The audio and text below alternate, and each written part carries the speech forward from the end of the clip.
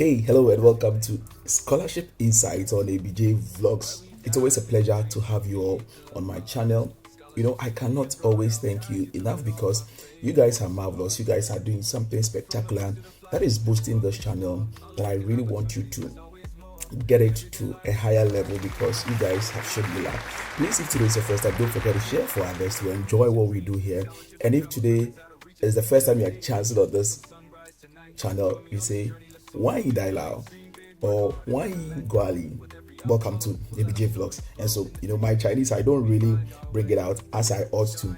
It's in seasons. Okay, so enjoy. And so in today's video, people have gotten admissions. They are going to come to China. And I say congratulations to all of you who have made it to come to China in 2024. But people are asking me, ABJ, now that I'm coming to China, what are some of the things that will shock me when I get to China? Yes, these are my personal experiences that I want to share with you. Some of the things that are going to surprise you or shock you when you first get to China. These are things that are going to surprise you when you first get to China.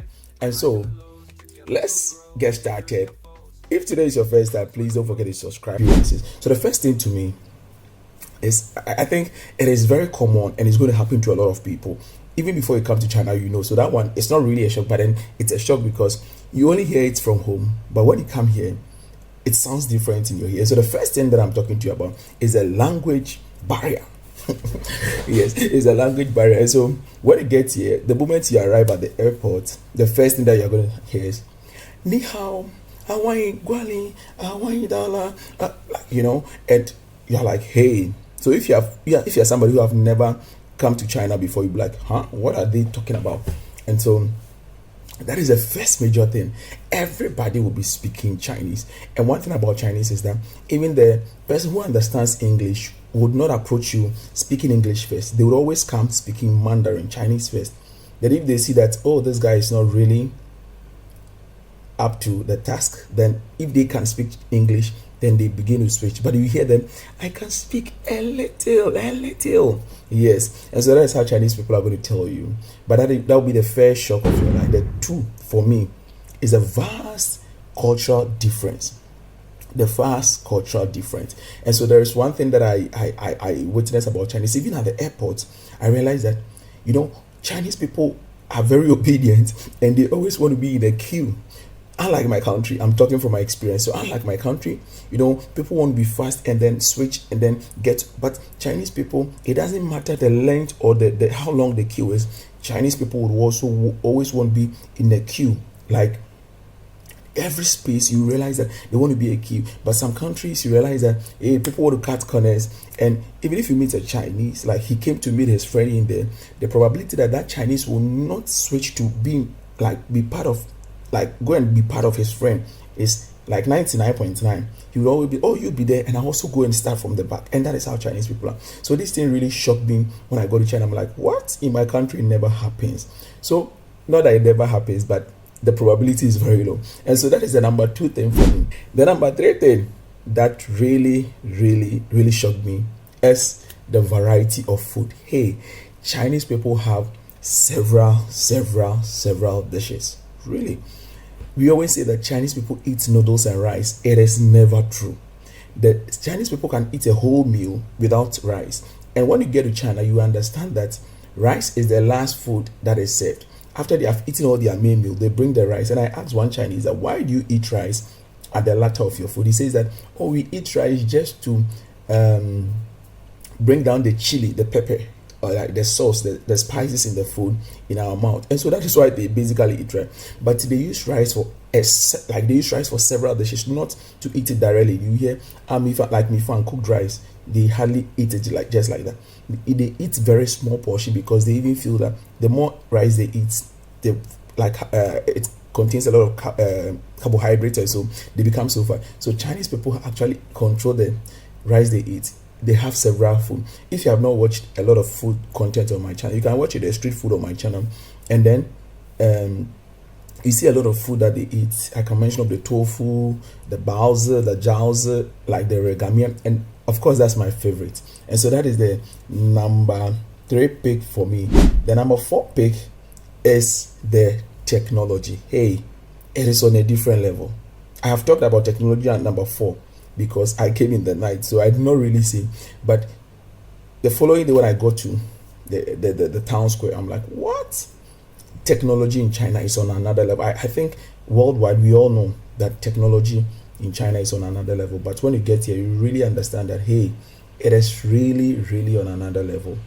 Technology in China, the high-speed trains, the payment system is something so spectacular. We have the Alipay, we have the WeChat Pay, and it's so spectacular. It makes transaction very, very easy. So these things would really surprise you or shock you when you get it. 5 thing that will shock you is the crowd and density. It's not supposed to shock you actually, but when we are back home, we hear that, oh, China is over 1 billion and all of that. Yes, it is true. But when you get here, that is when you're going to experience the 1 billion people that we have always talked about. And so every space that you find yourself, the number of Chinese people that you find would amaze you, especially in the morning when they are going to work. And in the afternoon, in the afternoon is like because they are at work. But in the evening around 5:30 when work is closed, oh my God, you'd realize the crowd and the population of Chinese people. So that is my number 5 pick. The 6th pick, my number 6 pick. That one is very sad for me. The number 6 pick is very sad for me. My number 6 pick is the internet restriction. I think actually it's supposed to be my number 1 pick, but it is my number 6 pick. It is so surprising the kind of restrictions that Chinese people have put on the internet, especially if you want to explore other Western websites. So we are all glued to Facebook, YouTube, and all of them. But the moment you get here, all of these things are blocked, and so we have to use a VPN to cross or jump the wall so we can communicate. If not, I wouldn't be able to do all these YouTube videos. So when you're coming to China, remember in other videos I told them, when you're coming to China, make sure you download about 4 or 5 free VPNs on your phone, so when you get here you do not become stranded. And so that is my number 6 pick. My number 7 pick, it's actually sad also, but it is, I didn't experience it here. Basically it is experienced in the industrial zones of China, and so people talk about the quality of air. So that's my number 7 pick. Yes, the quality of air in China, especially in Beijing. Yes, they have some air quality problems, and so that is my number 7 pick. People in Beijing usually say that, oh, when we are in Beijing, because I have friends in Beijing and they always tell me, but I've been to Beijing and then I felt that, oh, the kind of air that I breathe in when I'm in Wuhan is slightly different from Beijing. Beijing is very interesting. It's a very beautiful place. It is the capital of China. Because there are a lot of industrial places in Beijing, the quality of air is a little bit compromised. My number 8 pick is a cultural variation or the cultural difference. The festival, I'm talking about the festival. They have several diverse festivals. And unlike my country, my country, the festivals belong to some particular tribe, and then when they celebrate it. But Chinese, it's almost like it's cut across. It's almost like it's cut across. And so people have like, they all celebrate together. But the one that amazes me most is the tomb cleaning day. The tomb cleaning day is the festival. And so it's a holiday in China where a lot of people would visit their relatives who have passed on or heroes who have passed on, and they would go and then clean their tomb. And then there is one funny, not funny, but it's very emotional. Yes, they buy money, and then not real money, but they buy some sort of money and then they burn it in front of their tomb with the hope that this money is being sent to them in their grave, and then they would use it for other transactions wherever they are. And so it amazes me the most, and that will be my number 8. My number 9 pick actually is going to be the educational system. It's going to be the SK, and for whatever reason, that is why we came to China. And so this very, very impressive. The kind of educational facilities that Chinese have built would marvel you. And one thing I like about Chinese educational system is that they make way for recreation. So much important. Every corner, every part of every campus, you realize that it is only about educate, like the facilities that the classroom facilities or the learning facilities, but then they have a lot of recreational facilities just to put you in a good shape to study. And so it amazes me because although in my country we have them, but as compared to China, there's so much. If your country has most of them, you can also comment in the comment section and then we get along. Please don't forget to subscribe. So my final one would still be on the language. I started with language, I want to learn, end with on the language. So my final one is called the dialect. Yeah, the dialect variation. In China, when we are outside China, we think that, oh, Chinese people only speak Mandarin. And so every Chinese speak Mandarin and every Chinese understand themselves. But when you come here, you realize that, oh, Chinese people have different languages that they speak. Although Mandarin is their national language, they have different languages that they speak. And so in Wuhan here, some people speak Potonwa. They speak Potonwa. And when they tell you or when they are talking to you in Potonwa, especially the older generation, so you go out, you know that hello is ni hao, but you meet an older person, then the person will say it in a different way. Even the younger Chinese generation, some of them do not understand.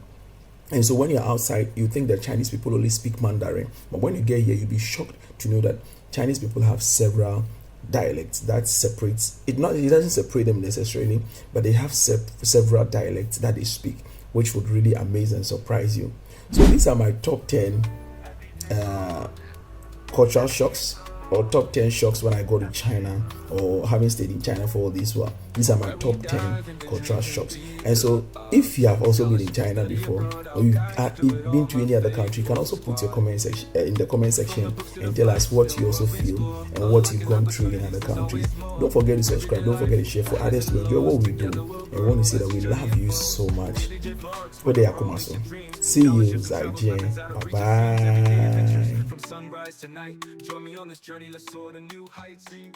bye.